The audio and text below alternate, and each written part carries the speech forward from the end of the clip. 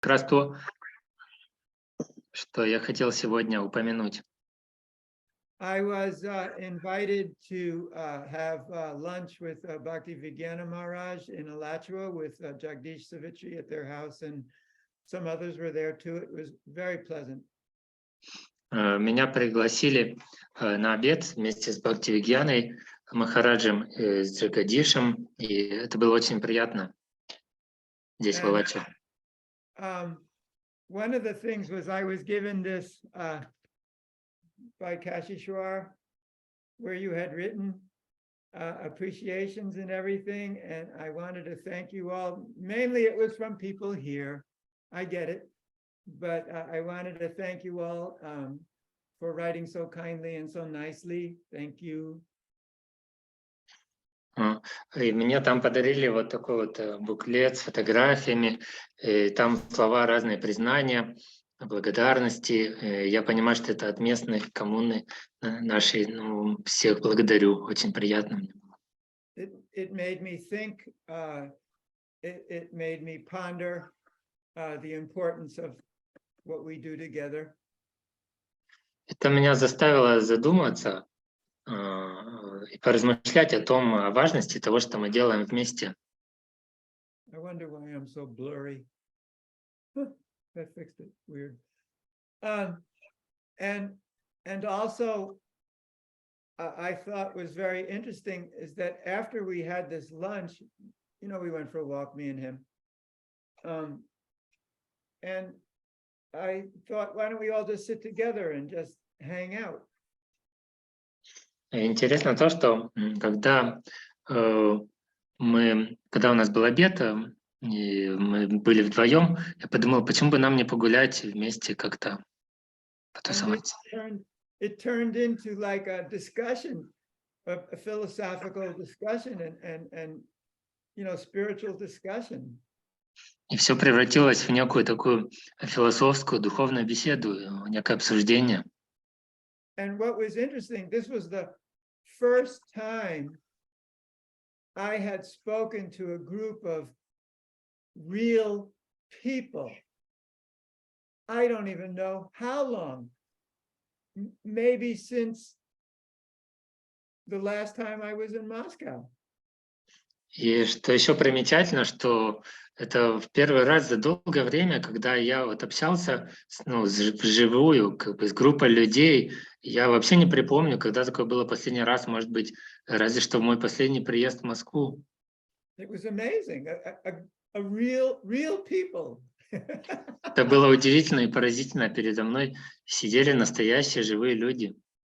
That doesn't mean you're not real people, but you're virtual real people. Это не значит, что вы не реальные, не настоящие люди, но вы виртуально реальные люди, можно так сказать. And it was like really different. I was astounded. И это было, но когда они все сидели передо мной живьем, это было по-другому, это было иначе. Я был просто поражен, потрясен как-то. And I really liked it. И мне это очень понравилось. I mean, not that I want to do it every day. It was just interesting. I really liked it. Не так, что я бы хотел прям каждый день вот так общаться с живой группой людей, но мне понравилось в этот раз. And it's not like I sat down and said, okay, ask me questions. It just started that way. И не так, что я пришел, сел и сказал, ну давайте, задавайте мне вопросы. Нет, просто естественным образом завязалась какая-то беседа. So I thought, why don't we do that here? Ну, началось то, что мне начали задавать вопросы, и я подумал, почему бы нам здесь то же самое не сделать? You tell me what it is you want to hear about. Вы сами можете меня спросить, о чем бы вы хотели услышать. And I will see if I can, you know, help in some way. И я посмотрю, смогу ли я, может быть, каким-то образом чем-то помочь.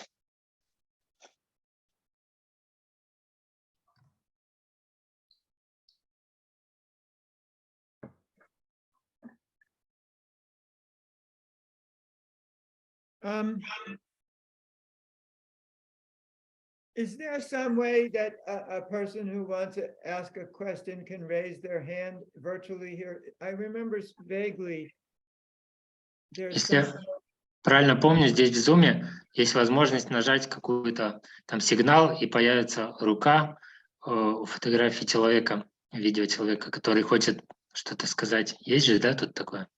Ah, look at that. It's called raise hand. There you go.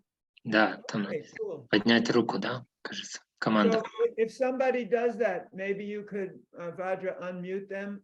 You know, you're in charge of questions, and unmute them, let them ask Mahashaya, or they can ask me directly, and then we can go like that. How about that?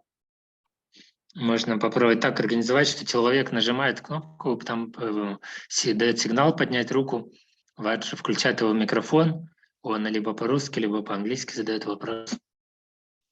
Или она. There's one question I got via Telegram, which I think is interesting, so I can start with that one. Один вопрос мне пришел уже через Telegram, и он мне показался интересным. Я мог бы начать с него. That people who chant Brahma Samhita or other Vedic mantras, they experience a difference in the energy between what we call Vishnu Tattva and the Devas, and wanted me to speak about that because sometimes the difference was very clear and sometimes not. And I like that question, so I want to talk about that first.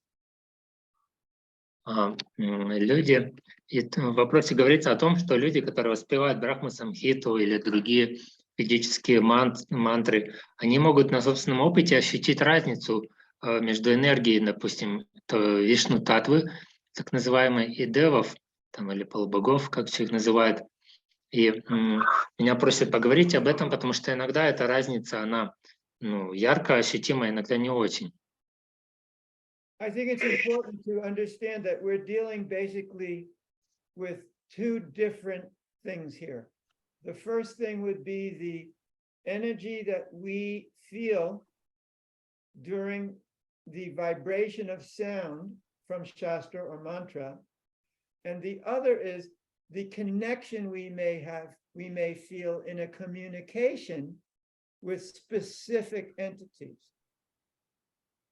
И я думаю, здесь важно также провести различия, потому что мы имеем дело с двумя разными явлениями. Один случай — это как та энергия, которую мы чувствуем от звуковой вибрации, от воспевания там каких-то гимнов из шастр или каких-то мантр, которые могут быть посвящены каким-то богам или полубогам. А другое дело, когда мы непосредственно настраиваемся и входим в контакт, соединяемся с энергией от того или иного божества или бога или полубога.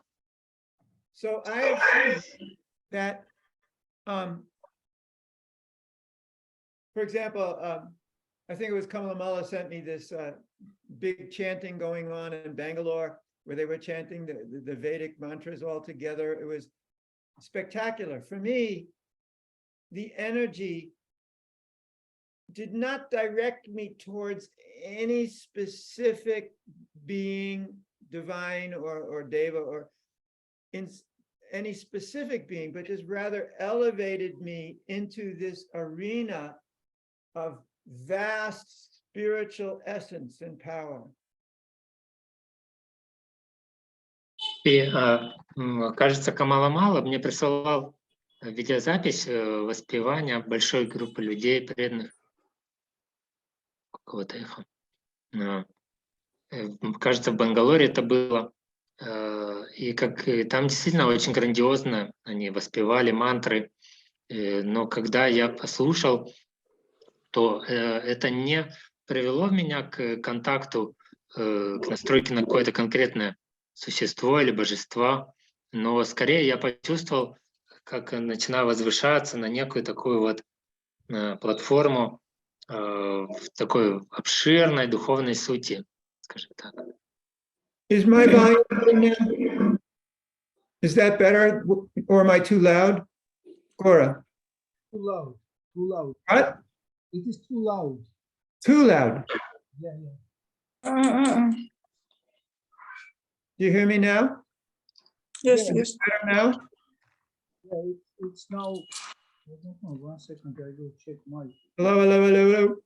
Hello, hello, hello. You Now see. it is much better. Thank you so much. Oh, okay, okay. Yeah, you got to tell me that right away. I don't have the chat open. Now I have it open. So sorry, that was my fault. Простите, Yeah. уровень звука был не слишком высокий. So what I felt by that experience was that certain mantras can bring you to certain places, certain sound vibrations can bring you to certain places. И, то, что я понял в результате этого опыта, что определенные мантры могут как бы привести вас или поднять вас в определенные какие-то места, пространства. And I'm not exactly sure if my focus or my attention or my participation in it was actually an important thing. И я даже не уверен, что действительно здесь важно было именно то, что я сосредотачиваюсь на этом, фокусирую на этом свое внимание, и то, что я в этом участвую. What I felt was that the mantra placed me in an environment which was created entirely by the sound vibration and the intention of those who were chanting it. То, что я почувствовал, скорее то, что именно мантра, звук мантры, он меня помещает в некое окружение, некую атмосферу, созданную этой звуковой вибрацией, а также созданную намерением тех, кто воспевает. Now, I remember maybe it was 1973, I think. I was in Hyderabad. We were just, setting up the place there for the first time, 73. And I was on the roof. I told you this before. I was on the roof of the building where we were staying. And all night long, these brahmanas were chanting these mantras over loudspeaker. Я помню, это было, кажется, в 1973 году в Хайдарабаде. Мы там как бы вот только приехали, чтобы организовать там какое-то место типа храма. Первый раз мы были на крыше того здания, в котором остановились. Кажется, я вам это уже рассказывал. И мы всю ночь там находились на этой крыше. И всю ночь мы слышали, как брахманы воспевали мантры через громкоговорители. And I didn't sleep. I was totally floating in the sound vibration. I'll never forget that. Я помню, что я даже не мог спать, я даже не спал. Я полностью целиком парил в этой звуковой вибрации. Я очень хорошо это помню. And so when people, during ISKCON time would talk about the Devas and versus the deities, I always had a hard time dealing with that. I mean, sometimes I would, speak, I don't know, not the party line. I don't think it's correct. I would say that I would try to reduce the importance of the demigods. И я помню, что во времена Искона, когда я был в Исконе, преданные часто противоставляли полубогов божествам. И мне было всегда, у меня с этим были сложности всегда, хотя иногда я сам высказывался как бы не то, что там общую линию партии, но как бы принижая важность полубогов или девов. And I felt really bad about that. И когда я это делал, я очень плохо чувствовал, что я делаю неправильно что-то. It didn't work. It didn't, in my consciousness, it didn't work. В моем сознании это как-то не укладывалось, была какая-то неловкость в этом. But I never really allowed myself to go into that further because I was trying really hard to represent that which I was I assumed I should represent. Но я не позволял себе тогда что-то другое говорить, как бы идти куда-то дальше, вглубь в этом вопросе. Я изо всех сил старался в точности представлять и быть представителем того, что я представлял тогда. So what do you do when you're faced with this chanting, this vibration, these mantras that are presented with by persons who are so pure in heart and intention to actually channel and represent these energies? What do you do when you're floating in it? How do you deal with that? И что же делать? Как обращаться с тем, когда вы сталкиваетесь с таким воспеванием, которое совершают люди очень чистые в сердце, которые реально словно через себя проявляют эти энергии, представляют эти энергии? Что делать в такой ситуации? When you're drawn to these personalities, it's a magnetic attraction. Когда вас словно притягивает к этим личностям, это подобно магнитному притяжению. A feeling of inclusion, a feeling of familiarity. Когда вы чувствуете это ощущение, то, что вы тоже становитесь включенными как бы в их энергию, и возникает некое чувство родства или даже некой семьи общей. Well, that is up to the individual, but now let's make a comparison to when you connect to the deity, when you connect to Radha and Krishna or Gaura. И вы чувствуете, что эти энергии такие знакомые вам. Ну, да, там как вы поступаете в такой ситуации, это уже зависит от индивидуальности. Но давайте теперь сравним это с тем, когда вы настраиваетесь на божества, на Радха Кришну или Гаура. There's differences of feelings, how you feel when you are floating in these mantras, or when you are floating in glorification for the deities. You feel different. И на самом деле вы сами можете почувствовать, что вы ощущаете по-разному. Вы можете почувствовать эту разницу, когда вы парите как бы на волне этих мантр, или когда вы парите в этой энергии прославления высшего Бога, божеств.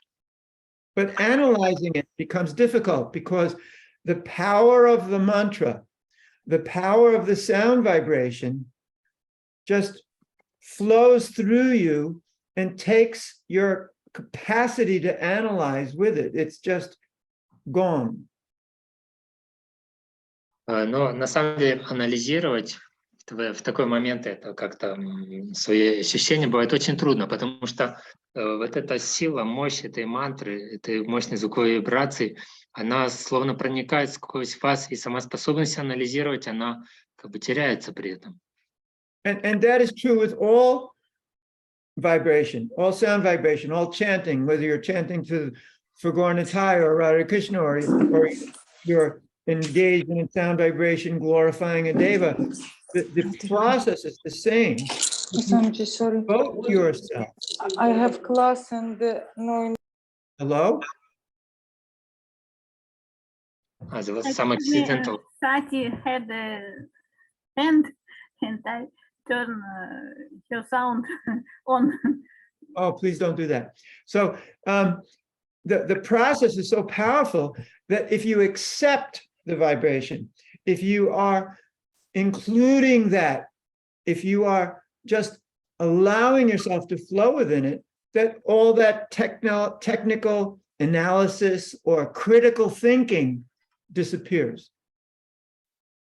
И когда вы погружаетесь в эти вибрации воспевания, прославления девов, этот процесс настолько мощный, настолько могущественный, что если вы просто принимаете его, если вы просто включаетесь и позволяете себе погрузиться в это, то любые вот эти способности технически как-то анализировать, она исчезает у вас. Now, if you are in a state of analysis, if you are in a state of critical thinking, you would never allow yourself to enter that flow in the first place because you would be observing and looking and analyzing. А с другой стороны, если бы вы были при этом в состоянии некого аналитического мышления или критического мышления, или анализа, то вы бы просто не смогли бы позволить себе как бы погрузиться в эти чувства, в эту гамму чувств. So you would be in a detached situation. You would be looking at or hearing, but not allowing yourself to be engaged in it. То есть вы бы были в такой отстраненной ситуации, соединенной, вы бы, может быть, смотрели на это как бы со стороны или даже слушали, но не позволили бы себе увлечься этим так, чтобы это вас полностью заняло. This is the same for all kinds of things. Like if you're a music critic or you're a theater critic or whatever, you sit with the idea to analyze and be critical because you're getting paid to do it. It's your job. So this is what you do. You make a distinction between yourself, the viewer or hearer, and that which you are viewing or hearing. То же самое относится к любым явлениям, допустим, там в музыке. Если вы являетесь музыкальным критиком или театральным критиком, вы сидите, как бы созерцаете объект искусства, но при этом вы полностью погружены в анализ, потому что вам платят за это. Это ваша работа, как бы проводить это развлечение между тем, кто смотрит, и объектом, тем, что вы созерцаете. But when you are faced with like a performance, which is so powerful and so attractive and just so makes you feel so good, you throw to the wind this idea of being a listener and you become really connected with that experience. Но стоит вам даже в таком состоянии столкнуться с неким перформансом или с неким представлением, которое будет настолько мощным, настолько привлекательным, что и позволит вам почувствовать себя настолько как-то возвышенно, увлеченно этим, вы этим настолько проникнетесь, что вся ваша способность анализировать, вы ее просто отбросите и просто погрузитесь с удовольствием в это представление. And every musician has experienced this in live performance. When the audience and the musicians are connected, it's no longer us and them. It's just one big us having a great time. И каждому музыканту это очень хорошо знакомо во время вот живых выступлений, когда аудитория, слушатели, музыканты настолько связаны, соединены друг с другом, что это становится как некое общее «мы». So the same thing is there when we are engaged in that sound vibration, whatever it may be, we just become part of the experience. И это касается любых подобных явлений, когда мы настолько как бы вовлечены в эту звуковую вибрацию, мы становимся частью этого опыта. Because the sound and the environment is so powerful, it blows away, if we allow it to, blows away our analysis, our, shall we say, egoistic conception of being an important part of the exchange. И в таком случае, когда звук и вот эта среда, атмосфера не настолько мощные, что они просто сдувают любые наши как бы состояния критики или анализа, опять же, если мы позволяем этому произойти. Другими словами, это как бы уносит нашу эгоистическую концепцию о том, что мы являемся некой, вот как индивидуальность, некой важной частью этого процесса. But what if that's not the case? What if you're not involved in such a powerful environment? What if it's just you and the deity, or you in your meditative state?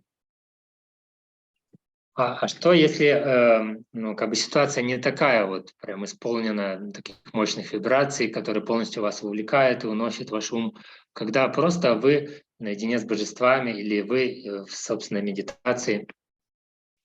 In that case, who you are connecting to, what your intention is, what your focus is, and what your capacity is to allow the exchange to take place is far more important. И в таком случае, в такой ситуации, то, на что именно вы настраиваетесь, с кем именно вы соединяетесь, каковы ваши намерения, на чем вы фокусируетесь, и каковы ваши способности при этом, чтобы позволить этому взаимодействию происходить. Вот эти факторы выходят на первый план и становятся гораздо более важными. In that case, the majesty of the environment is not important. What's important is the personal connection. И в такой ситуации уже вот это великолепие среды, эта атмосфера, которая создается мощной, оно уже не так важно, а то, что важно, and what is important is ваш личный контакт, ваша личная связь с объектом, с той личностью, на которую вы настраиваетесь. So when you are in such a state of personal connection, the personality that you are connecting with is the predominating factor. The exchange is taking place within your personality and their personality, your personal energy, their personal energy. И в такой ситуации, когда вы в состоянии такой личностной связи, тогда же ваша личность и личность, то, на которую вы настраиваетесь, становится предоминирующим фактором, потому что контакт происходит именно от вашей личности к той личности, от вашей личной энергии к энергии того существа. So the more you involve yourself in such a exchange, and the more you are present in that exchange, the more you will feel who you are exchanging with. И чем больше вы вовлекаетесь себя в такое взаимодействие, тем больше вы присутствуете в нем, тем больше вы чувствуете того, с кем вы взаимодействуете. And when you do that, the exchange, the actual exchange that takes place, is very nourishing. И когда вы это делаете, то вот это взаимодействие, этот взаимообмен, настоящий взаимообмен, который происходит, он очень такой напитывающий, питающий вас. And you will feel different with each and every personality.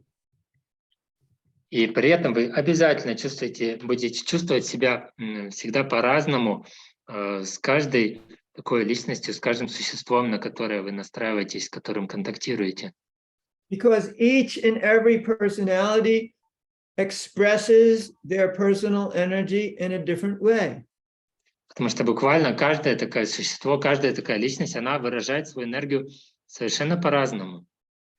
So let's talk about Radha and Krishna, or the deities, because one would expect there would be a similarity of exchange between all the deities you would meet, wherever you would meet them. Давайте поговорим, например, о божествах Радхи и Кришны, потому что человек, по идее, мог бы ожидать, что должно быть скорее, наверное, некое сходство между разными божествами Радхи и Кришны, где бы вы их ни встретили. But it's not true. Но это не так. We feel them differently wherever they are, that they are expressing to us in a different way. We feel them in a different way.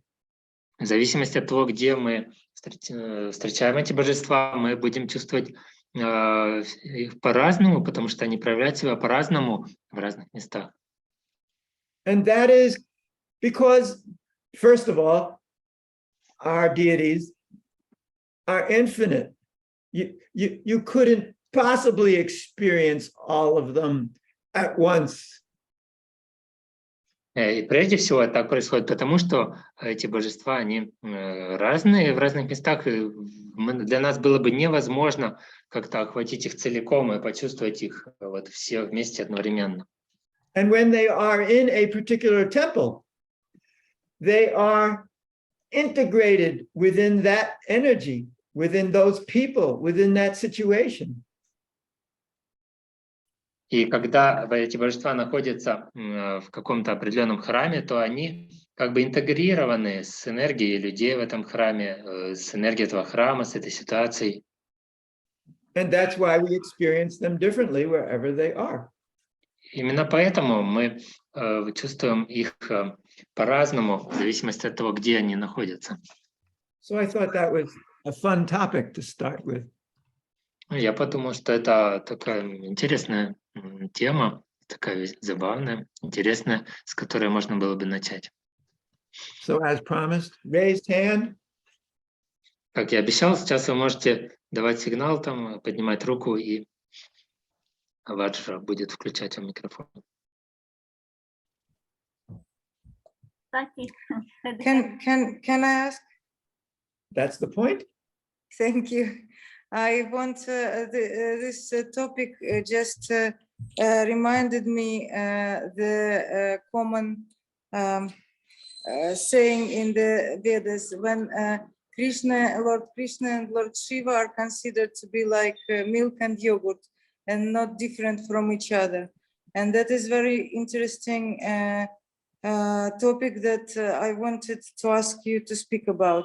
What is the non-difference and how is this milk and yogurt story can be understood? I can translate this myself, or Maha, how do you want, Hari? Maha can do it in case we keep consistency. But you have to now mute her again. I'm sorry. It's not the idea being you get a question, you mute, otherwise it's too complicated. Сати задала вопрос, что эта тема, о которой Хари сейчас начал рассказывать, и напомнила об этом известном утверждении, которое вроде бы в Ведах содержится, о том, что Кришна и Шива, они подобны молоку и йогурту, и что они в каком-то смысле не отличны друг от друга или схожи.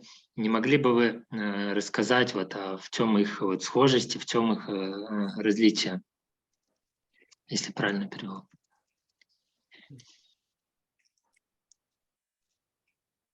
Milk and yogurt, that's a tough one. Сравнение с молоком и с йогуртом – это, да, трудный случай. You've got to mute her, Bhadra. It becomes, the feedback loop is bad. Mute me. turn off the sound. After the person asks the question, you have to mute them and mute yourself too.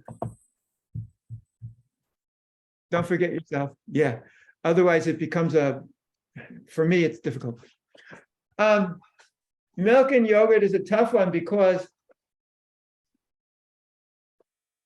well, first of all, I don't drink milk or eat yogurt. So just the thought of having to deal with milk and yogurt is very difficult. Сравнение с молоком и йогуртом – это для меня такое непростое, тяжелое. Может быть, в первую очередь, потому что я сам не пью ни молоко, ни йогурт, поэтому просто думать уже об этом мне как бы непросто. The same when, we have to deal with oceans of butter or ghee, it's like, oh. Или когда нам рассказывают о описаниях целый океан молока или целый океан масла ги, сразу, как представишь. For vegans to explain to people what it tastes like after after so many years, I mean, a lot of years, we're talking here 18 years of it's like, oh, you can't tolerate it, not for a second. Когда вы веган уже много-много лет, в моем случае 18 лет, то и вы начинаете пытаться рассказывать или представляете даже, как это на вкус, эти все субстанции, очень трудно. So, I will avoid milk and yogurt and say, well, the essence of yogurt is that there is a culture that transforms the milk into yogurt. A culture, that's the word. Поэтому я постараюсь избежать непосредственно сравнения с молоком и йогуртом, но тем не менее, если задуматься, Сущность йогурта в том, что в него добавлена некая культура, некие бактерии, которые трансформируют молоко в йогурт. It's a very specific culture И не просто какие-то там, а вот именно особые, конкретные культуры, that specifically works under specific conditions to create that effect. которые особым конкретным образом действуют в особых конкретных условиях для того, чтобы получился именно йогурт. And once that effect is attained, there is really no similarity between the two. И как только этот эффект достигнут, тогда уже, по сути, больше и нет настоящего сходства между одним и другим. Taste is different, texture is different, effect is different, the way in which you use it is different. How one can cook one, can't cook the other. It's so many differences. На вкус совершенно разная, текстура, консистенция совершенно разная, то, как используется, совершенно разное, как нужно и что можно готовить из одного, и что изготовить из другого, и как готовить, совершенно разное. Yet we do that. We make the culture purposefully because amongst the cuisine, each are very basic, important, and equally loved dietary elements. Но, тем не менее, это делается специально, делается эта трансформация, потому что в кулинарном искусстве каждый из этих компонентов в равной степени является важным, базовым, его любят те, кто едят, и те, кто готовит, как определенный молочный компонент. And whether you like or don't like, whether you want or don't want, depends on your taste. Молочный продукт, и нравится вам тот или иной, или не нравится, хотите вы его или нет, это уже зависит от вашего личного вкуса. You would never say milk is good, yogurt bad, or yogurt good, milk bad. Nobody does that. Никто никогда не скажет, что молоко это хорошо, а йогурт это плохо, или наоборот, йогурт хорошо, молоко плохо. Так никто не говорит. You would say, I like that, I like yogurt, but I don't really like milk. Вместо этого люди могут сказать, мне нравится очень йогурт, но молоко особо не нравится. With milk, you can make like rubbery or rasgulla. Молоко можно сделать рагли или расагулу, например. With yogurt, you can make shrikhand and you can put dahiwada in it. С йогуртом можно сделать шрикхан или добавить дахивада в него. Lassi. Ласси можно сделать. So both are really wonderful tastes. Both are just so attractive. Так что оба этих продукта имеют замечательный свой удивительный своеобразный вкус.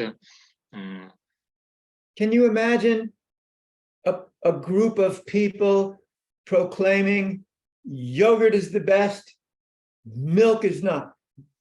Можете представить, чтобы собралась целая группа людей и начали пропагандировать и провозглашать, что йогурт самый лучший, а молоко нет. There are followers of Lord Shiva who say just like that. Но тем не менее, есть последователи Господа Шивы, которые именно так и заявляют. And followers of Lord Vishnu who say just the opposite. И также есть последователи Вишну, которые говорят прямо противоположное. I personally don't want to have anything to do with either group. Лично я не хотел бы не иметь ничего общего ни с одной из этих групп. And neither do Lord Shiva or Lord Vishnu. Я думаю, также и Господь Шива, и Господь Вишну, они тоже вряд ли бы Can you хотели imagine from their point of view being placed in a situation of conflict? Только попробуйте только представить с их точки зрения, когда их пытаются втиснуть в эту ситуацию конфликта и противостояния друг с другом. Lord Shiva knows perfectly well who he is. Lord Vishnu knows perfectly well who he is. Господь Шива совершенным образом в точности знает, кто Он есть, и также Господь Вишну в точности знает, кто Он есть. They know perfectly well their relationship. They know perfectly well what they do and should do or will do or want to do. Они совершенным образом знают и понимают свои отношения друг с другом и знают, что они могут сделать, что они должны делать, что они хотели бы сделать, и что они будут делать или не будут. So they are fine. We are the problem. Поэтому у них-то как раз все прекрасно. Проблема в нас, у нас. And we create these artificial, meaningless distinctions. Мы сами создаем эти искусственные, ничего не значащие различия. So when Krishna says in Bhagavad Gita, for instance, those who worship the demigods, they're not as smart as those who worship me alone. Ну, да, например, если взять утверждение Кришны в Бхагавад-гите, что те, кто поклоняется полубогам, они не такие уж как бы разумные, как те, кто поклоняется только мне. He is speaking about those who make these foolish kinds of distinction of trying to make a separation or to concentrate on one, thinking that is a superior thing to do.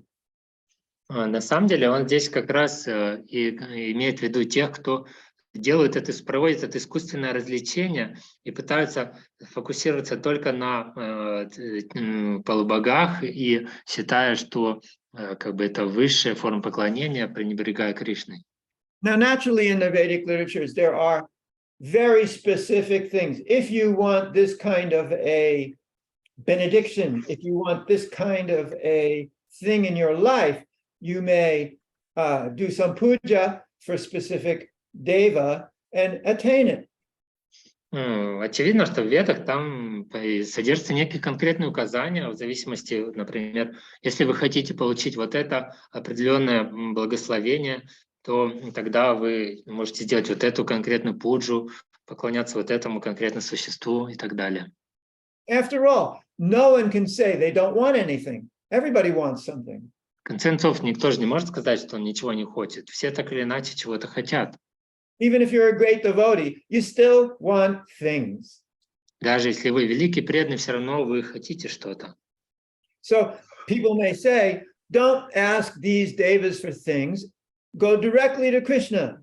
И люди, кто-то может сказать, не просите девов вот эти вещи, сразу идите, обращайтесь к Кришне.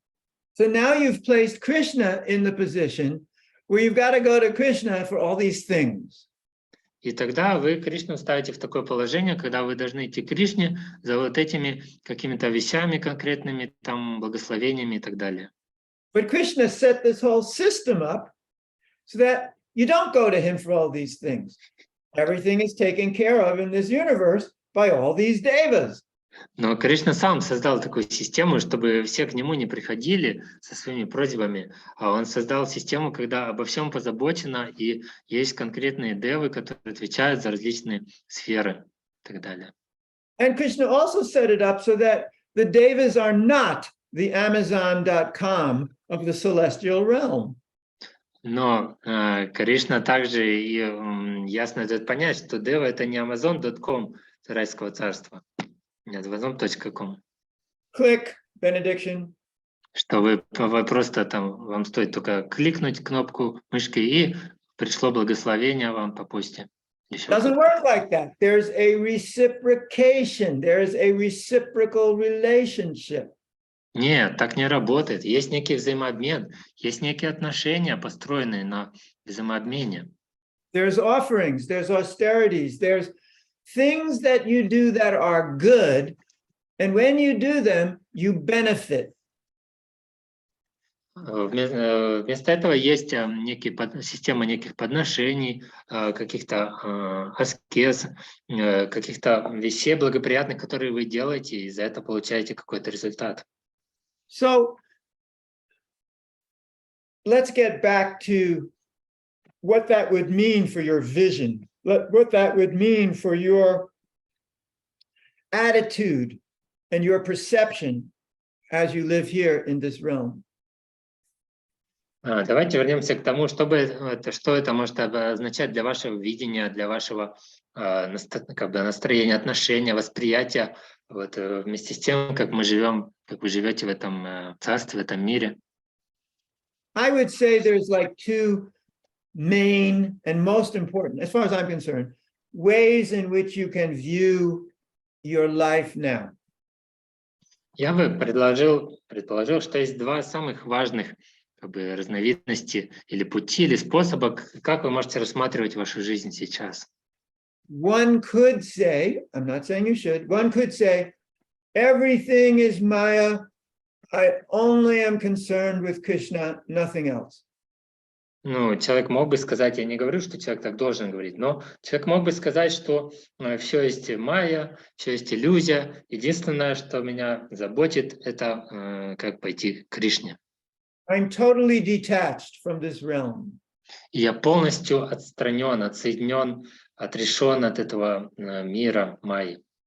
For this discussion, we won't talk about actual detachment and all that jazz. We're just using this as a philosophical basis of a concept. Здесь мы не будем углубляться, действительно человек при этом отрешен. Нет, мы просто рассматриваем это как разновидность некого философского мировоззрения. And then there's another way of looking at things, which I have been trying to present. Но есть еще и другой способ, как все рассматривать, который я как раз все эти годы пытался представлять. Which is the complete picture all at once. Это то, что можно назвать некая полная целостная картина, как бы вся сразу, целиком. That there is Radha Krishna, there is Gaurnatai, there are all the Devas, there are all the Vishnu forms, there's all of this energy, celestial, divine, there's all people, things, living beings, plants, nature, there's all of it. И в этой целостной картине там есть и Радха, и Кришна, и Гаурнитай, и все Девы, и полубоги, и все формы Вишну, и все энергии, и райские, и божественные, и все люди, все вещи, и все растения, и вся природа. And by concentrating, in other words, by focusing, cancel concentration, wrong word, by focusing, by considering, by having an attitude of embracing this entirety of existence, we come to a very different understanding. И если мы не то что концентрируемся, это неподходящее слово, но если мы фокусируем свое внимание, если мы принимаем во внимание, если мы в настроении того, чтобы объять все это целиком и полностью, все это существующее, then...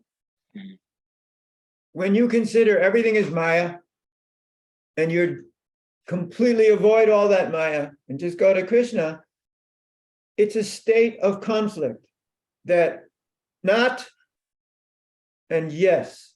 So if anything comes from that side, you've got to say not.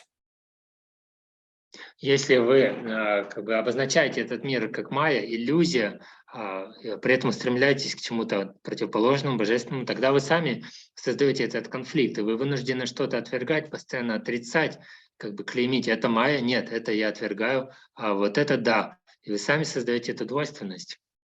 Now, what's interesting about that is that nobody can live like that. Что интересно в этом, то, что никто даже не способен так жить. So we start making exceptions. И тогда мы начинаем делать исключения. If it's in Krishna's service, it's acceptable. Что, если это вот для цели служения Кришне, тогда это приемлемо. So I'm taking care of me, so that's in Krishna's service because I'm doing service to Krishna. И тогда я могу себе позволить позаботиться о себе, потому что я же слуга Кришны, значит, это также будет частью служения Кришне. And therefore, that store that I buy something from is not Maya anymore. It's being used in Krishna's service. И тогда вот этот магазинчик или лавка, в которой я что-то покупаю, это уже не майя, потому что я его использую в служении Кришне.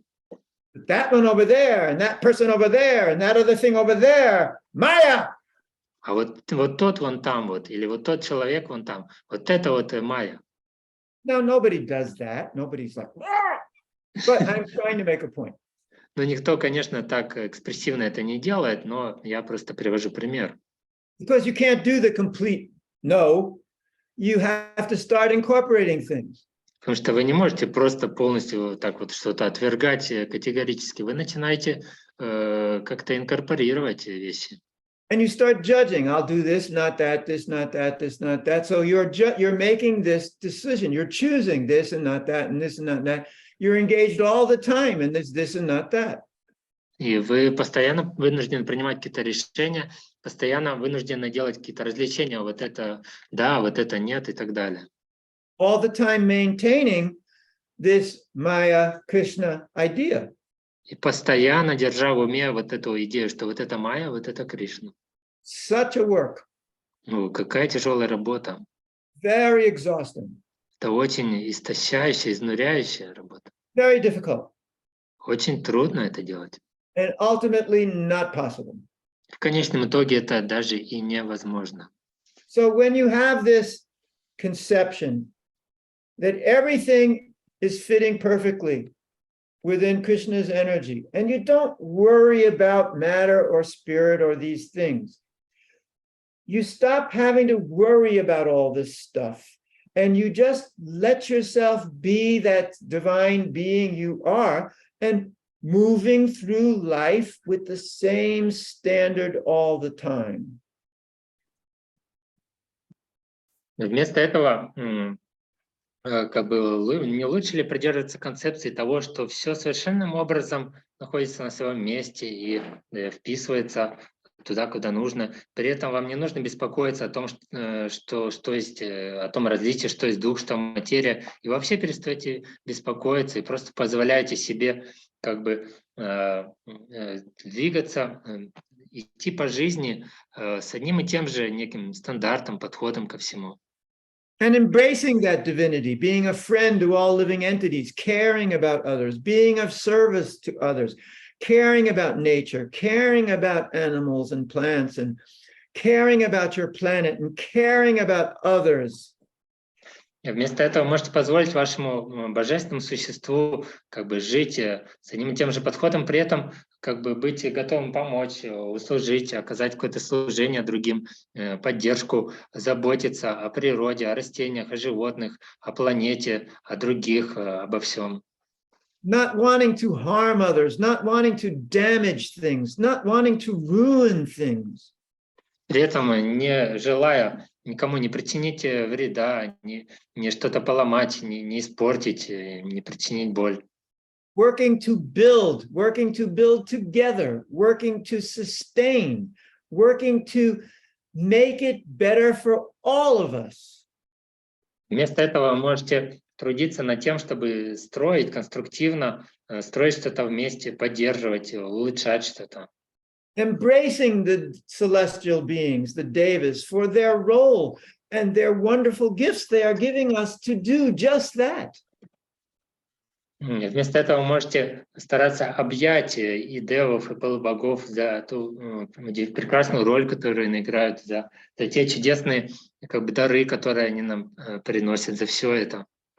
And knowing that they are in turn working on behalf of the deities. И понимая при этом, зная прекрасно, что они в свою очередь делают все это и трудятся как бы от имени божеств, как их представители. And of all of them, Lord Shiva's role is unique. И из всех них роль Господа Шивы уникальна. You're talking about Lord Shiva, Goddess Parvati, and their various expansions, Goddess Durga, whose role in this universe is unparalleled. И при этом мы говорим здесь о Господе Шиве, и также о его супруге Парвати, и экспансии Дурги. Их роль во Вселенной, она просто не знает себе равных, и даже не с чем сравнить. Because their energy is directly derived from Krishna and Radha. Потому что их энергия непосредственным образом исходят и черпаются из Кришны и Радхи. Specifically cultured to perform this function of a different taste in this universe. И они особым образом как бы культивируются, чтобы исполнить свою особую роль в этой вселенной. Without them, this universe would not exist. И без них эта вселенная бы даже не существовала бы. Without them, this universe cannot be sustained. Без них эта вселенная не может даже поддерживаться. Their role is unprecedented. Поэтому их роль, она просто беспрецедентна. So, to understand their actual position, very difficult for us. Поэтому по-настоящему понять их настоящую как бы роль, их настоящее положение, в котором они находятся. I would propose it's as difficult as understanding Radha Krishna themselves. Для нас это практически невозможно. Я бы сказал, что это так же трудно, как понять самих Радху и Кришну. But the difference is our deities, Radha and Krishna, so easily give of themselves. Но разница здесь в том, что наши божества, Радха и Кришна, они настолько легко как бы делятся собой с нами. Because they want all of us to experience that divinity. They are so willing to offer it to us without any hesitation. Потому что они так сильно хотят, чтобы мы все получили опыт их божественной энергии, что они без малейшего колебания открывают себя нам. Lord Shiva is not like that. Но Господь Шива, Он не таков. He is not so readily available. Он не настолько как бы всегда с готовностью доступен. He is so detached from this creation. Он на самом деле довольно-таки очень отстранен от этого творения. Mainly in a state of meditation under that tree in Kailash. И в основном он в состоянии медитации под деревом на Кайлаше. It's very difficult to make that connection. И очень трудно с ним установить какую-то личностную связь. And only when he wants it. И это возможно только тогда, когда он сам этого захочет. Or rather, when he allows it. Или скорее, правильно сказать, когда он позволит этому произойти. With Krishna, it's always an open invitation. Что касается стороны Кришны, это всегда открытое приглашение. With Lord Shiva, it's not. С Господом Шива это не так. Yet, Lord Chaitanya made it a point to basically visit all of the Shiva temples when he went around South India. И в то же время Господь Чайтанья, он специально посетил все места паломничества Господа Шивы, когда путешествовал по Южной Индии. I'm not sure what people are after when they worship Lord Shiva. I've always wondered about that. Я сам вообще не уверен, зачем и к чему люди стремятся, когда поклоняются Господу Шиве. Для меня всегда это было загадкой, я недоумевал. I spent a lot of time in South India. Я сам провел много времени довольно в Южной Индии. And I always was like, there are plenty of Shiva temples there. And I always tried to make some connection or feel something or get something. It's very difficult. Там довольно много храмов Господа Шивы. Я всегда старался почувствовать какой-то контакт, установить какую-то связь, наладить, но мне было там это очень трудно, непросто. I never really understood, what are they doing? Я никогда по-настоящему так и не понимала, что же они там вообще делают. And I didn't really feel inclined to say, well, they were just using him for something. Ну, я не был склонен утверждать, что они просто пытаются его использовать для чего-то. Because I didn't really feel like that. Потому что я так и не чувствовал особо. I know people use goddess Durga and all of her manifestations, oh yes, they go to her and ask for everything. Я знаю людей, которые используют или пытаются использовать богиню Дургу, все ее проявления, они идут к ней, поклоняются и просят все, что угодно. Now that I think back of it, I think that in many of these temples, they worship Lord Shiva just out of love. Сейчас, когда я оглядываюсь на это, то я склонен полагать, что они просто поклоняются Шиве в этих храмах просто из любви. And perhaps without even expectations. И, возможно, даже без каких-то особых ожиданий. I can't say. I've never been privy to entering into that elite group in their temples. Never tried either. Но я не могу, конечно, этого точно утверждать, потому что я никогда, у меня не было возможности, я не проникал в эти как бы элитные группы, там, поклоняющихся, у меня и цели такой не было. I've been to a lot of Durga temples, especially even around here, there are quite a few, more than you would imagine, just right down the street. So it's interesting that I always love their deities. Ну, в то же время я всегда часто бывал в храмах Дурги. Вы не поверите, но даже здесь в округе есть несколько храмов Дурги. Там люди просят всевозможные вещи. Ну, мне нравятся там божества красивые. And those deities always like to see me, believe it or not. Поверите или нет, но эти божества не всегда рады меня видеть. And always they say, welcome. Не всегда они говорят «Привет, добро пожаловать». Because I have nothing to ask of them. Потому что мне нечего у них просить. I'm not there to say, give me this, give me that. I'm there to say, oh, hi.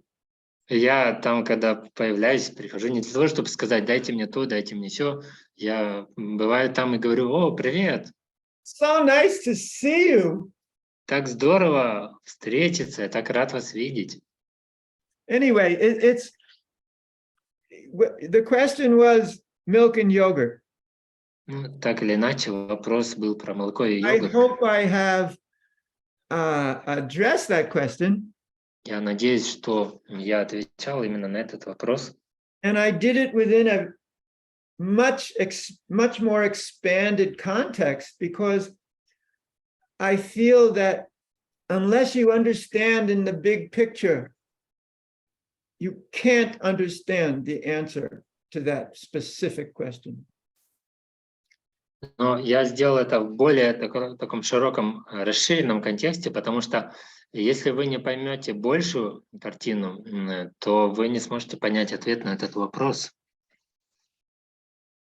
Okay, there's more. Now people have written questions, so I guess we'll skip with the hand. Let me see. Where's my cursor? Here we are. Oh, Sata, you haven't been translating. You've been listening. У нас накопилось много письменных вопросов, поэтому сейчас пока руки не поднимайте. Кстати, видимо, так как... Oh, okay, wait, there's one translated here. Okay. What is the difference and unity between Krishna and Chaitanya? They are covered with particles. I have no idea what that's supposed to mean. For example, in different lives on the planets of the material world, what is the difference between them as individuals? Particles. Where is he? Where are you? What do you mean particles?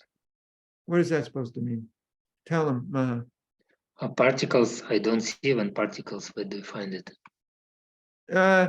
It's Yes. in Russian, he asked it, maybe it was the translation was not good. He asked it in 1019. Oh, my time 1019, your time 619. In the upper portion, there is a more decent translation. It is, do they remain different personalities instead of particles? Personalities. Okay. Вопрос, в чем разница и единство между Кришной и Чайтаньей, они остаются разными личностями, например, в разных жизнях, на планетах материального мира. В чем разница между ними как личностями? Well, if you think about when we talked about the usness, right?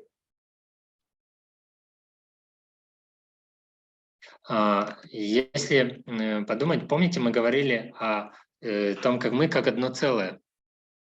Well, the original us was Krishna covered with the mood and complexion of Srimati Radharani. That was the original us that is Lord Chaitanya. Но изначальное такое вот единство, когда как бы разные личности, они объединяются в некое одно целое, становятся как некая единая личность. Это как раз Господь Кришна, когда Он входит в настроение Шримати Радхарани, и тогда Он становится Господом Чайтаньей. That Lord Chaitanya is absorbing, Krishna is absorbing that love and mood and complexion of Srimati Radharani, and the subsequent us is Lord Chaitanya. Когда Кришна, Он поглощает в себя вот эту любовь, вот это отношение, настроение, и также даже цвет тела Шримати Радхарани, и вот это получается некая вот это мы, как бы общность, и она как раз и есть Господь Чайтанья. Now, I don't mean to boil it all down to that very simple concept, but it's helpful in this situation to answer the question. Но я сейчас не хочу углубляться в саму эту концепцию, но она просто очень как бы помогает понять этот вопрос. So, let's say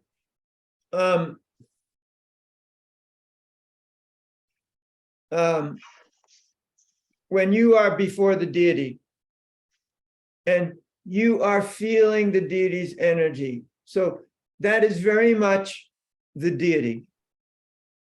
Вот, допустим, вы стоите перед божествами и погружаетесь в энергию божеств, чувствуете их энергию. Это в большой степени как бы именно их энергия. When you are giving your love to the deity, that's very much yourself. Когда вы излучаете, направляете свою любовь, обращаете свою любовь к божествам, это в большой степени именно вы, ваша энергия.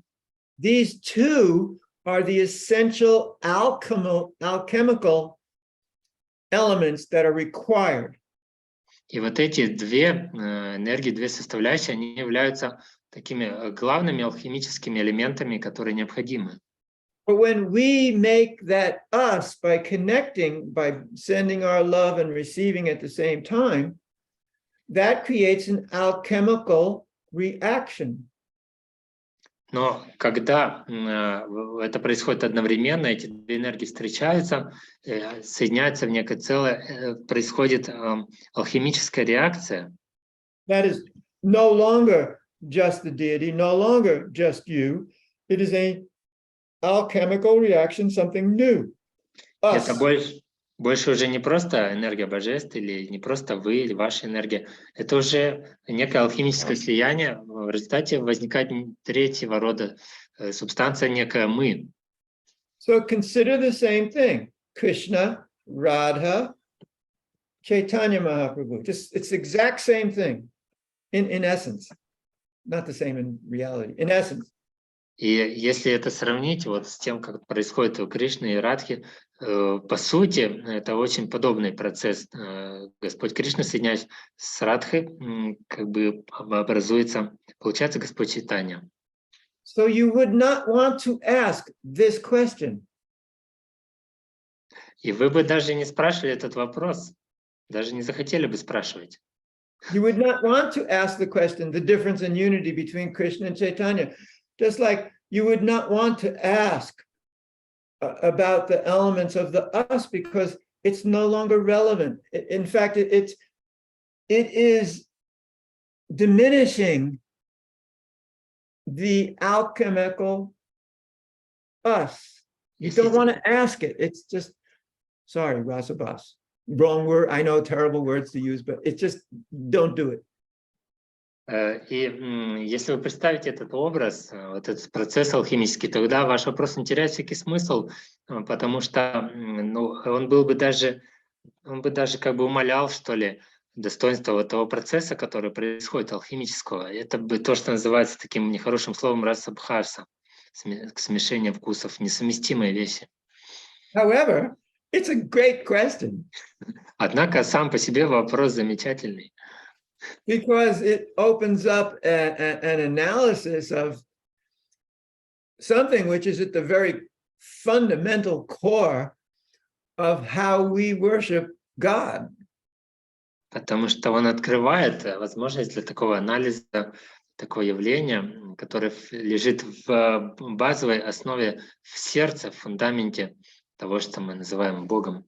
So I love the question because it's a question that should never be asked. Поэтому мне очень понравился вопрос, потому что это именно такой вопрос, который никогда даже не стоит задавать. И And if никогда you не can должен был быть. appreciate that, you're in good shape. Да, так что, если вы сможете понять ответ, значит, у вас все в порядке.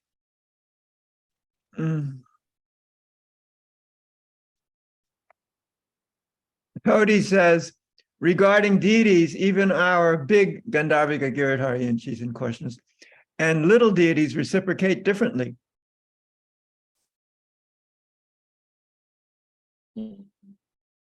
Да, Тоди говорит, что в отношении божеств даже наши большие божества и Гандхарвих и Гиридхари в космосе и Чхота божества, они совершенно по-разному взаимодействуют. There seems to be something from Kamalamala, but where is that? Oh, here we go. Sati translated down below. Hang on, give me a second. Maha, can you translate Kamalamala's question at your time, 1915? Okay. Starts with Lord Indra.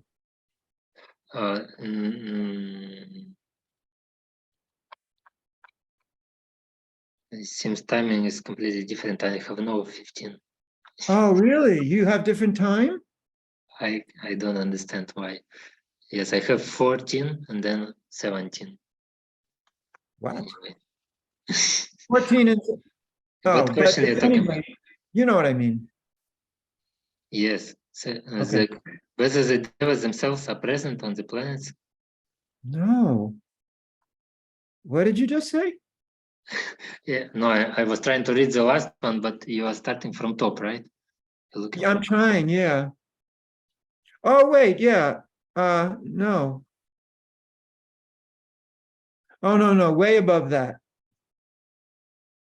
How does it start in English?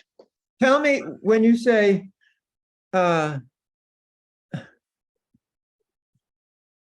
present on planets, right? What time does that text say to you? I just sent the question in English. No, that I don't mean that. I'm trying to make sense with Mahashaya. Wait. Question is whether the devils themselves are present on. Yeah, exactly. What time? UPG. What time? It's 7:22 p.m. Okay, so you're 3 minutes different than me. That's all. Weird. Okay. Okay, so the question that Kamalamala first wrote, he also sent it again, but I don't want to screw up by going up and down. Is 1818 or 1817. 1880. Did that work? Oh, Yeah, 19, 1918. It's not if devils present on the planet, it's different one. Oh.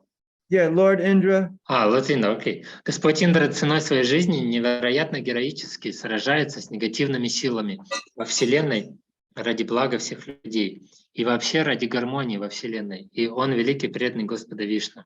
Но тем не менее его пытаются принизить. В то же время во всей ведической традиции гимны и жертвоприношения приносились Индре. Но тем не менее, мне кажется, он неправильно оценен многими направлениями духовными, и не только он.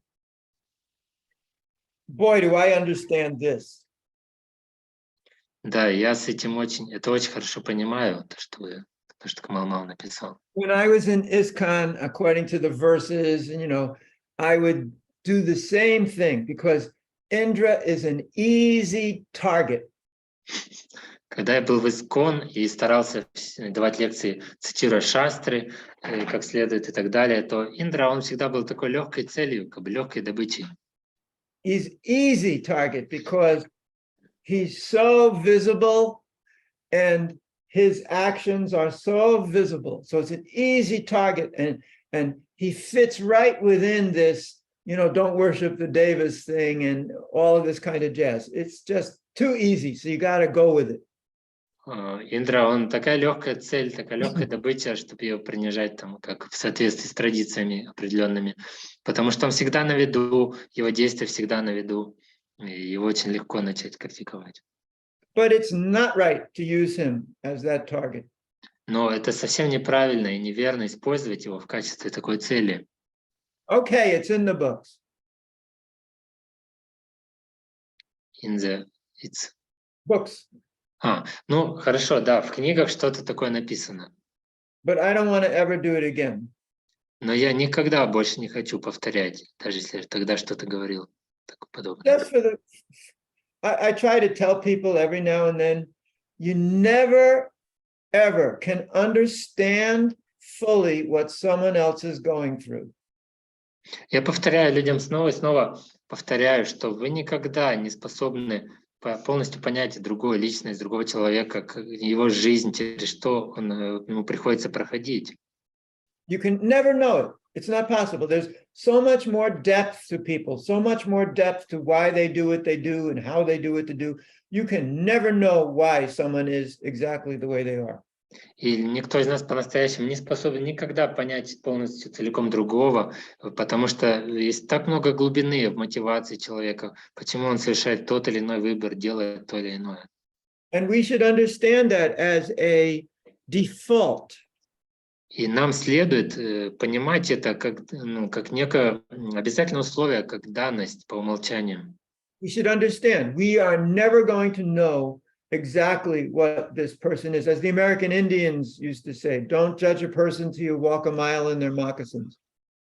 Нам следует просто зарубить себе это на носу и просто уяснить себе раз и навсегда, что мы по-настоящему не способны понять другого, как говорят американские индейцы. Даже не пытайтесь судить другого человека, пока не пройдете сотню миль в его ботинках или в его мокасинах. And I know for sure that's true here on earth amongst us. Can you imagine how many millions of times more that is true when you're dealing with the king of the celestial realm?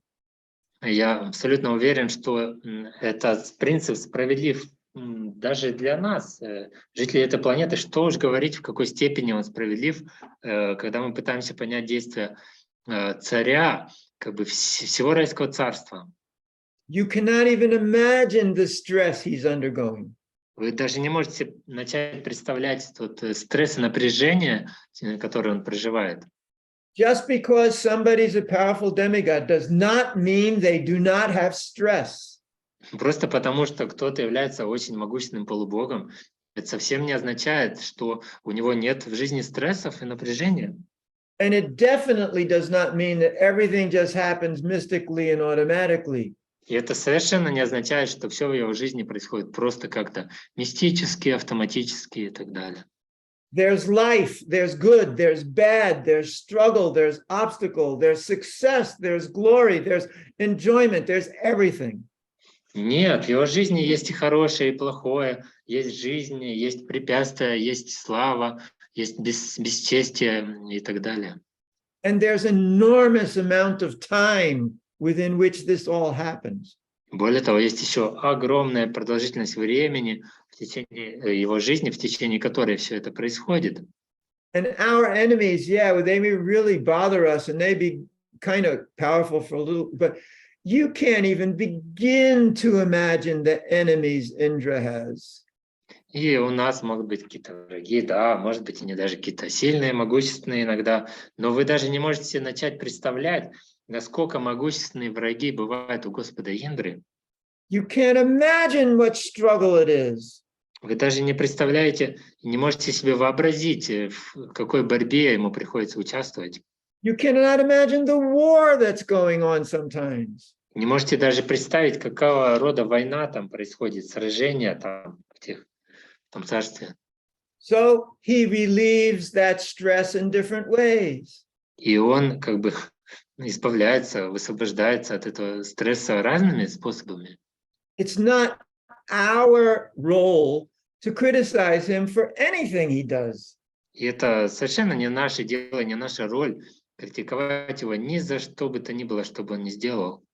We are these little insignificant specks, literally, within the universal existence, trying to look up and cast aspersions on the king of the celestial realm. Мы по сравнению с ним представляем не что иное, как какие-то маленькие песчинки, которые пытаются там как-то бросить взгляд и как-то увидеть, разглядеть его, там, царя райского царства. How do you think that's going to go for you? Как думаете, какие последствия это может иметь для вас? So therefore, we should understand in the big picture of things, again, that life there is very different than life here.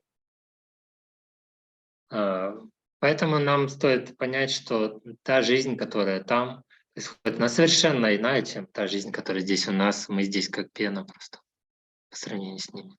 We should accept all of this fitting within that context of existence. И нам стоит также стараться видеть картину целиком, как нечто единое целое.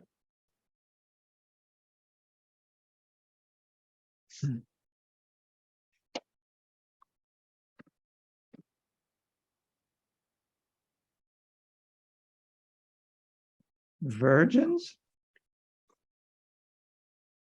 The question is whether the virgins themselves are present on the planets, and do they have their representatives on each planet? Virgins? No, Devas. She, Where are these words coming from? because in Russian, Can Are I you can all I asleep explain, over there? please? Can I explain, dear Harry, please? Okay, sure. You must be tired. No, no, actually, the problem is that I use sometimes the Google Translator for help, and then I edit it. And sometimes when there are many questions, I cannot quickly edit, and there is no chance to. Then I posted, and I saw already too late that it was translated in such a stupid way, and I did the Right. update little bit down. There is an Okay. update of this question, and now I understand also how to make it easy for Maha to read. I will just copy the original question and translation together. I will put it together, so Okay, you don't good. have. So you don't have to check the time. You can easily see both English and Russian together. Thank you And very I'm much. sorry for virgins. Oh, that's okay. I didn't have enough time to read and check, because sometimes Google Translator does absolutely crazy things. Yeah, but it was a really cool question. I thought there was something behind it, the virgins. I'm sorry. I was Are we afraid. in the Islamic world Oh my now? God. You Sorry. blow up a whole place and you get all these virgins. Oh my God. Sorry. Okay. These are just homophones. In Russian, Deva means also virgin. Deva. I don't even see where it was. Whether the Devas themselves are present on the planets, and do they have their representatives on each planet? I want to move on from that. That's too structural. Our bodies are so clumsy, so complex, and not beautiful enough in reality. One skeleton is worth what in reality? Oh, yeah, right.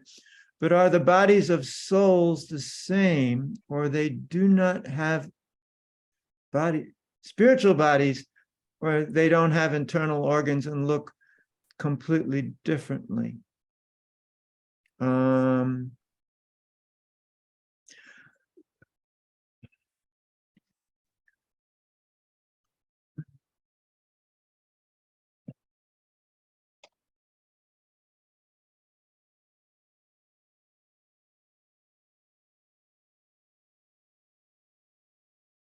Spiritual forms are made of pure energy.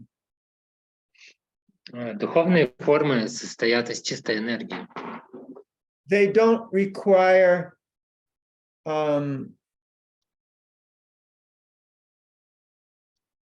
it depends. You're talking about, you could be talking about forms in Gokula versus Goloka. Here they had actual forms with organs. There, do they? I don't think so.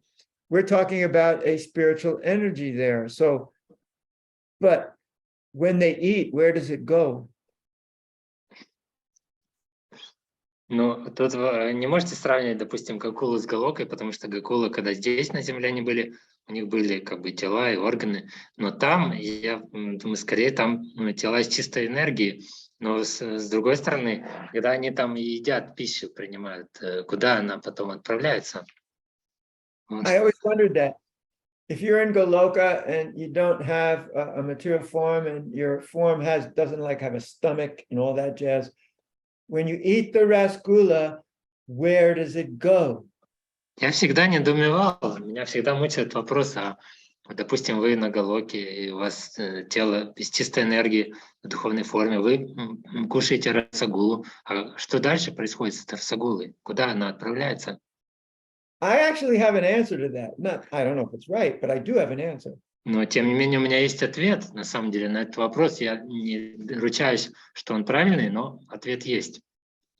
Now, the rasgula has to have a taste and a texture, right? Isn't that what eating is all about? А расагула, она должна иметь вкус и определенную консистенцию. Не правда ли в этом сущность еды? And almost certainly it's made of milk from the cows. И почти совершенно точно она изготовляется из молока коров. Now, Теперь, the original creators, cows eat grass.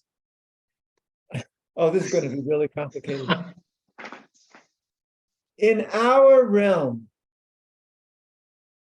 atoms form molecules, form substances, which all have a certain dependency on each other. в нашем мире, допустим, если взять атомы, формируют молекулы, молекулы уже образуют разные вещества, которые все как-то взаимозависимы друг от друга. And each one of these things is not eternal. They are all dissipating. They come together and they dissipate.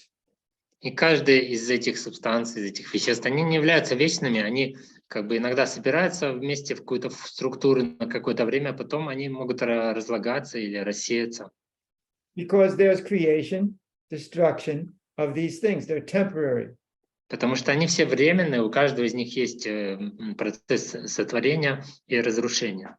So you've got this entire realm where you've got this, by nature, temporary stuff, which is this molecular stuff.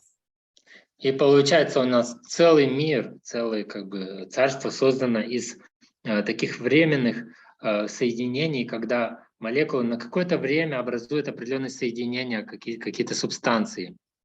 Now, but stuff is a special word. Stuff and substance. Stuff. Don't you have something that says stuff in Russia? Материал, Oh, stuff, just the stuff. вещество. Anyway, so let's say you're now in the spiritual realm. And as we've seen from the descriptions, cows are like cows and rasgulas are like rasgulas. И как мы уже видели из описаний, коровы в духовном мире, они как подобны коровам, расагулы, они похожи на расагулы. So the form, just the form, creates by its mirror image a form. The food creates by its mirror image the form. In the material, spiritual to material realms. И по принципу подобия духовного материального мира, форма, она также образует подобие этой формы. So all of that stuff in the spiritual realm is all of the spiritual energy. И получается, что все вещества материального мира, они в духовном мире все состоят из энергии. It doesn't need to be recycled. И у них нет необходимости, чтобы они как-то, как отходы, потом перерабатывались, чтобы куда-то их происходил ресайклинг, как бы обработка какая-то вторичная и так далее. It is recycled in the cow when it goes from grass to milk. Внутри коровы это уже происходит, вот этот оборот, превращение веществ одно в другое, когда трава превращается в молоко в ее организме. But that is a pure act of creation for the pleasure of the beings in the spiritual realm. Но в духовном мире это является чистым процессом творения для блага существ духовного мира.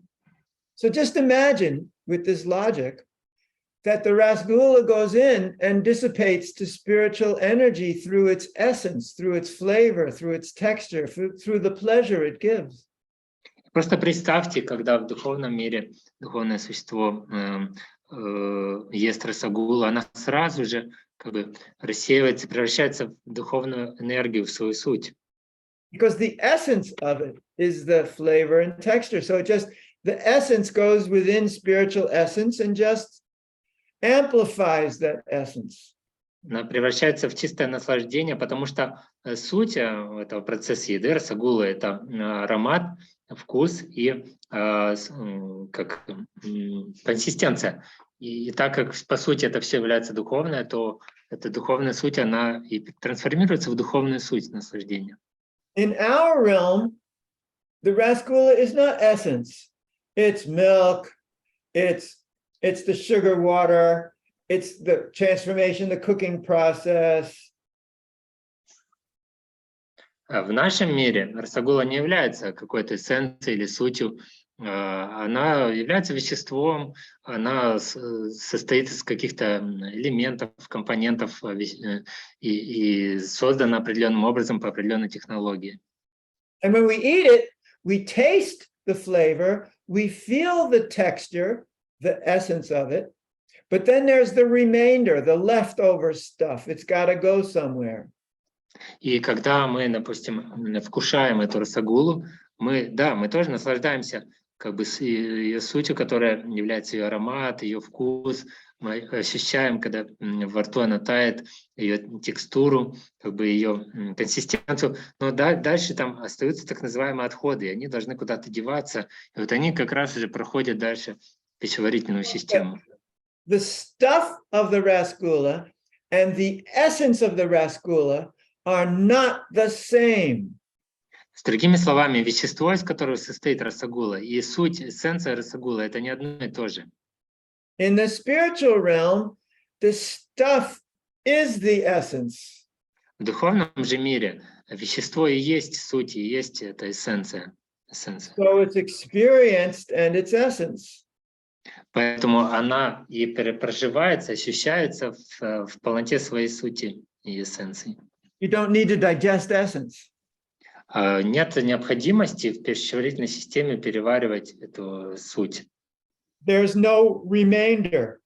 Потому что там нет никаких как бы отходов, остатков каких-то. Because you're not creating anything further. Потому что также ничего и не создается дальше после этого. I think that's a cool way of looking at it. I don't know about you guys. Мне кажется, это такой интересный, прикольный способ, как это можно рассматривать, представлять. Не знаю, как вам. Like where does it go? Потому что иначе можно голову сломать, задумаясь, а куда дальше идет эта расагула. What question was I actually answering? Так, а на какой же вопрос? Oh, okay, here we go. Yeah. So I guess I answered that question. Надеюсь, я ответил на этот вопрос.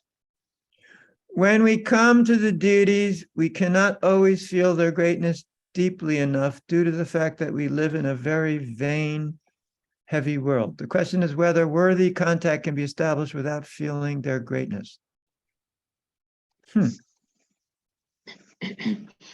Когда мы приходим к божествам, мы реально не всегда можем достаточно глубоко ощущать их величие из-за того, что мы живем в очень суетном, тяжелом мире. Вопрос, может ли установиться достойный контакт без ощущения их величия?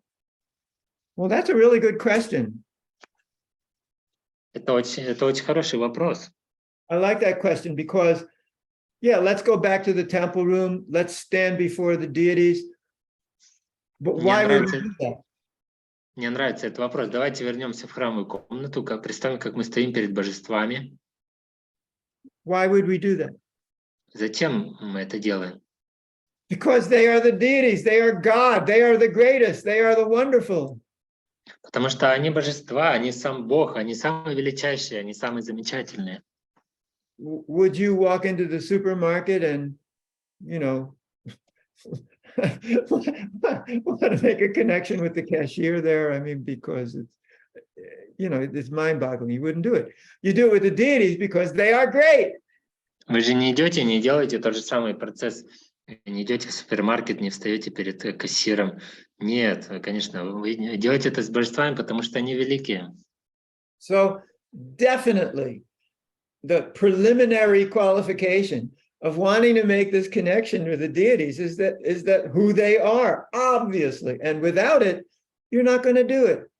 Поэтому очевидно, самым главным предварительным причиной, условием, почему вы идете к божествам и пытаетесь с ними установить связь, это является то, кто они есть, их величие, очевидно. But if you go to the deities and you're thinking, you are great, you are wonderful, you are magnificent, meaning I am small and I am insignificant, something's wrong there too. Без их величия вы бы это не делали, но с другой стороны, вы не приходите к божествам и не встаете так, открыв рот, и говорите: о, какие вы великие, какие вы великолепные, а я здесь такой маленький, такой незначительный. В этом тоже что-то не так. I mean, you are doing it because of that as a basis, sure, but you're not doing that when you make the connection. You're doing that without even thinking about how big or small you are or how big or small they are. You're just making a connection. Да, вы можете это предполагать, иметь в виду где-то внутри себя, но когда вы в самом процессе это делаете, вы уже не задумываетесь о том, насколько вы большой или маленький, насколько они большие или маленькие. Там же другой процесс. You wouldn't do it unless you were doing it with these wonderful personalities. Но с другой стороны, вы бы этого и не делали, если бы вы не осознавали величие, то насколько божества величайшие, замечательные, удивительные. If a person with the help of the mind tries to understand the greatness of the Almighty, their different qualities or gods, will this not lead to contact with them? Hang on.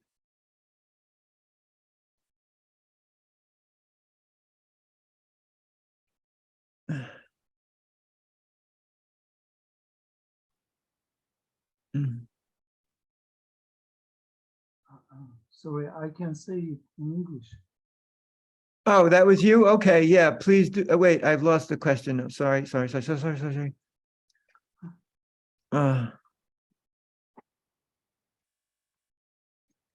What have I done? Where did it go?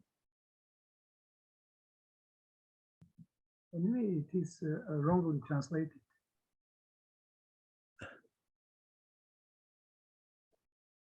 Oh, good grief.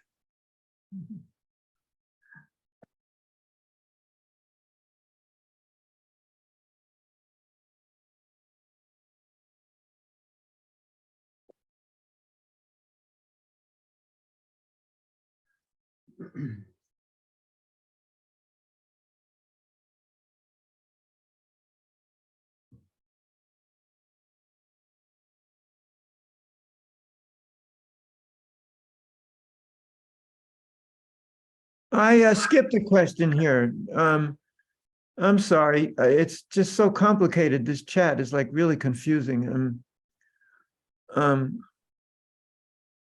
Let's go back to this question here. Gora asked, if we do not make a distinction, that one, Mashai, do you see that?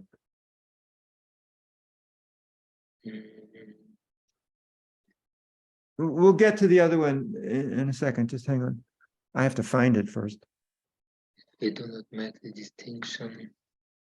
No, it is he asked personally or in the chat? No, it's Gora to everyone. It's a G. It's somewhere around, I don't know, maybe in... Yes, I see. If we do not make distinction. Yeah. Если не делать различия между Кришной и Майей и воспринимать, что помогая другим существам, не ломая ничего вокруг нас, мы продвигаемся, то люди просто будут жить обычной жизнью и умирать как обусловленные существа. Мне кажется, что вначале было бы неплохо разделять Кришну и Майю, и по мере продвижения мы сможем реально видеть истинную природу нашего окружения как божественную и любить все существа и Бога от всего сердца. А вначале, если не делать различий, люди могут просто не привлечься духовностью так быстро, как хотелось бы. Yeah, I agree with you that, well, it's like this, when I'm presenting stuff, I'm not presenting stuff from the point of view of a philosophical discipline that's going to be taught to others. Да, я понимаю, о чем ты спрашиваешь, но когда я представляю какие-то вещи, пытаюсь о них рассказать, я не пытаюсь это делать с философской точки зрения, from philosophical point of view, which is... Yeah, or it's not like a discipline, you know, I'm not charting out a discipline from beginning to end. Я не пытаюсь представить знания как некую философскую систему, как некую практику там, или дисциплину от начала до конца. I assume you already know this stuff. Я уже как бы полагаюсь на то, что вам это уже все знакомо, вы все это уже знаете. So I'm skipping over this kind of thing. Поэтому я пропускаю такого рода вещи. If you were to tell me, hey, you write a book on how to go from ABCs all the way up to Lotus Feet of the Lord, I would have a hard time. Но если бы меня попросили написать книгу, изложить как бы всю процедуру, весь алгоритм, как идти от точки А, Б, С и дальше к лотосным стопам Господа, это было бы мне очень трудно, непросто. I probably would be able to describe the difference between Krishna and Maya using the words illusion and reality would probably be a lot easier for me. Я, может быть, смог бы описать разницу между Кришной и Майей, используя вместо Майи слова иллюзия, в противовес реальности, может быть, скорее всего. And I agree with you completely that were I to be speaking to, you know, a completely cold audience, I would have to rephrase everything I say. Я полностью согласен с тобой в том, что если бы я обращался к совершенно неподготовленной аудитории, то мне пришлось бы полностью перефразировать то, что я пытаюсь сказать. And you're absolutely right. Ты абсолютно прав. But I'm not doing that. So, yeah, sorry, forgive me, but it's I'm talking to you guys, and you guys know a pile of stuff already. Но я не в такой ситуации, поэтому уж простите меня, я обращаюсь именно к вам. А вы, ребята, вы знаете уже столько много всего. I think of our courses like, you know, university courses. Я воспринимаю наши, как бы, вот эти лекции, наш курс, как уже такой университетский курс, можно сказать. So I don't go back to that beginning stuff unless I'm trying to show it as a fundamental thing that brings to these higher understanding. Поэтому я обычно не возвращаюсь как бы в самое начало, разве что не пытаюсь проиллюстрировать какие-то фундаментальные вещи, которые приводят нас уже к высшим вещам. Is that okay? Хорошо. Okay. Now, I'm trying to find again what it was that I was just talking about.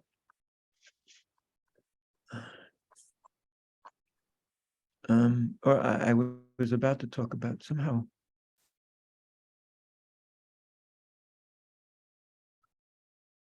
Did that. Okay. If a person, okay, you were going to tell me, Kamalamala, what were you going to say?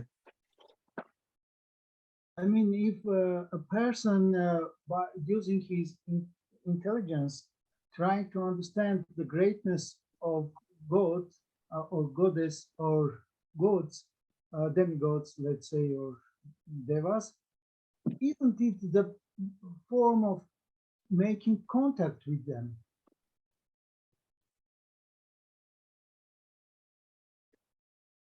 Well, what's the most important part of your question? The contact or the mind as the vehicle? The intelligence as the vehicle. Well, you said mind. No, I said intelligence. Oh, you did. Okay, so I'm reading the mind, it says. No, not mine. Okay. So using intelligence to understand and to come in contact. Well, that's kind of like Sankhya Yoga, no? Yeah. So like Krishna says, if you are active in either path, the Sankhya or the Bhakti, you get to the same place eventually. So that's in Russian. Yeah. Если вопрос в том, что если, допустим, с помощью разума пытаться понять величие или другие качества Господа, это не является ли формой контакта с ним? Вот. So, Хари говорит, что это форма санкхи-йоги. Ну, Махшай уже. Да, Хари говорит, что это похоже уже на санкхью, и, в принципе, как в Бхагавад-гите Кришна говорит, что если вы прилагаете усилия или хоть в том, или в другом, то или в санкхе, или в бхакти, то вы достигаете результатов обоих. Now, what's interesting about that question, which is maybe has not been expressed enough, is that, well, some people are extremely enlivened when their intelligence is captured by a concept or a personality or a process. Здесь вопрос, мне кажется, даже он недостаточно как бы выражен, в том смысле, что, получается, некоторые люди, они очень сильно воодушевляются, вдохновляются, когда их разум как бы захватывает какие-то концепции в отношении какой-то личности или какого-то процесса. Due to the nature of who they are, their energy cannot enter into the state of focused concentration unless their intelligence is ruling that process. Из-за особенностей их природы, их энергия не может войти в состояние какой-то сфокусированной концентрации до тех пор, пока их разум не будет управлять этим процессом. We're all different. Потому что мы все разные. Some people are very much enlivened by emotional connection. Some people are much more enlivened by some intellectual connection which brings them further in their advancement or understanding. Некоторые люди очень сильно вдохновляются и воодушевляются эмоциональными взаимодействиями и контактами. Другие воодушевляются очень сильно, когда их разум увлекается вот какими-то концепциями и так далее. I don't talk about that enough, and I'm sorry about that. Я об этом недостаточно много говорил, и мне жаль, что я немного уделял этому внимания. Because for me, that's not part of my process. Потому что для меня это не является в такой степени частью этого процесса моего. I don't mind if something makes no sense. Но потому что я как бы особо не переживаю, если даже что-то не имеет особого смысла. Unless it can make no sense, that's okay. But if it doesn't bring me somewhere, if it doesn't bring me connection or experience or furtherance, I'm not interested in it. И вообще, если что-то не приводит меня к какому-то контакту, связи или к какому-то продолжению, то оно меня не интересует особо. As far as I live my life, most things make no sense. Что касается того, как я живу свою жизнь, большинство вещей, они не имеют особого смысла. But I feel it's not my responsibility to make sense of it. Но я чувствую, что это также и не моя ответственность в том, чтобы извлекать из этого какой-то смысл. It's my responsibility to live life. Whether or not it makes sense is extra added attraction. Моя ответственность в том, чтобы просто жить свою жизнь, а будет ли еще в этом какой-то смысл, это уже экстра добавка. I mean, I look around the world today and basically nothing makes sense anymore. Например, сегодня я оглядываюсь на мир, и по сути уже ничего не имеет особого смысла. Вообще трудно Everything извлечь, had to make, I'm sorry. трудно извлечь какой-то смысл из этого. If everything had to make sense before I could do anything, I'd be sitting in the corner sucking my thumb. Если бы все должно было иметь какой-то смысл перед тем, как я начинаю что-то делать, я бы просто сидел, забившись куда-то в угол, и кусал бы там свои ногти. In my opinion, I'm surrounded by madness. Что касается моего мнения, я живу в окружении просто безумия какого-то. But I don't need it to, so I go on. I can sit here and give a lecture and pretend that everything's fine. Doesn't matter. Но при всем при этом я не нуждаюсь, как бы не требую. Я могу сидеть и давать лекцию с таким видом, как это все прекрасно. Какая разница, в конце концов? But there are people who can't stand that. Но есть люди, которые терпеть не могут, когда они не видят смысла какого-то. It's gotta make sense. Это должно иметь какой-то смысл. I get it. I mean, I don't do it. I get it. I understand it. Я это понимаю прекрасно. Я так не делаю, как бы у меня по-другому, но я это понимаю. We're all different, and that's fine. Мы все разные, и с этим все в порядке. Это прекрасно.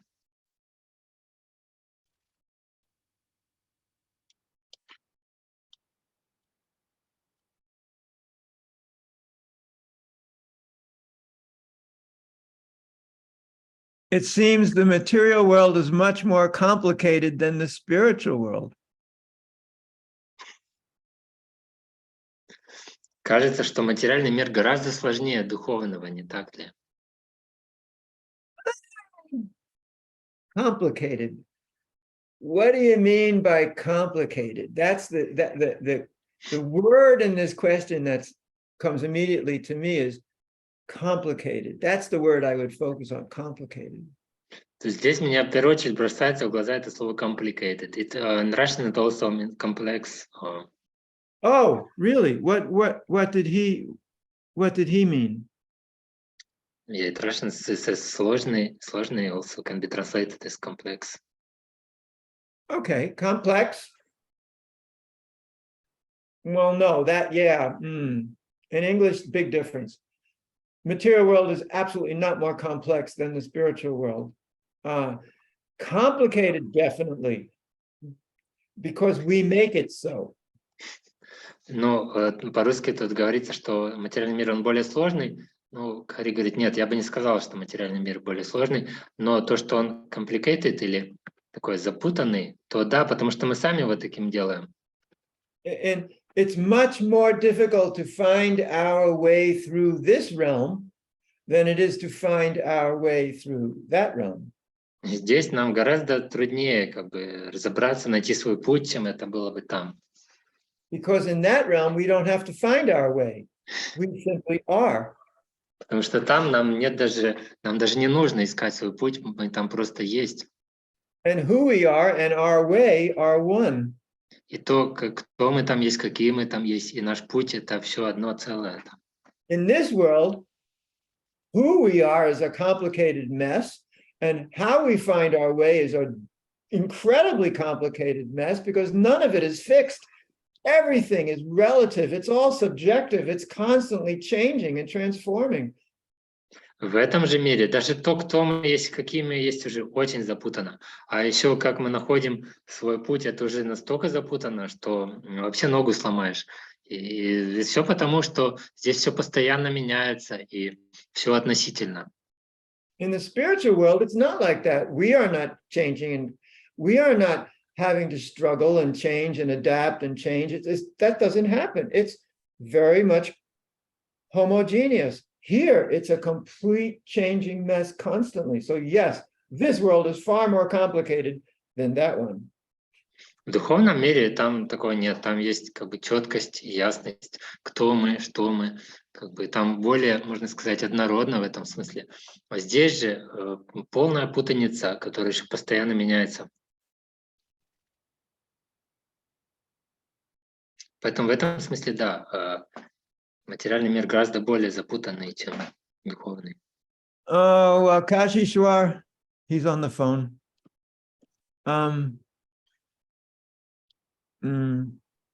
Yeah, he already asked the question, which I already answered. So maybe, Maha, when you see him off the phone, you could mention that to him.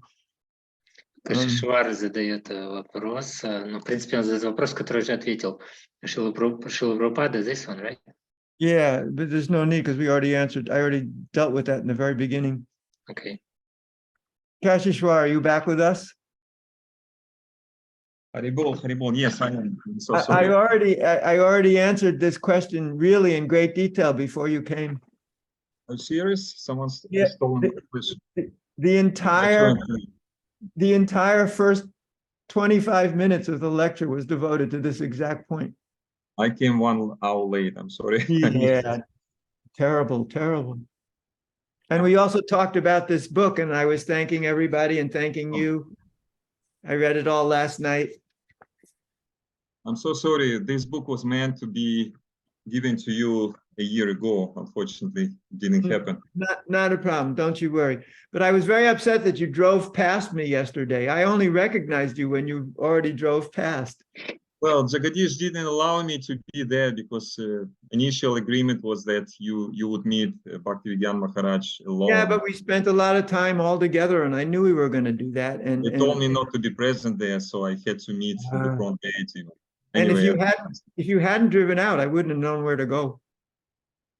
I was lost, so you drove out, so I knew where to go. And then you drove by me, and I'm like, wait!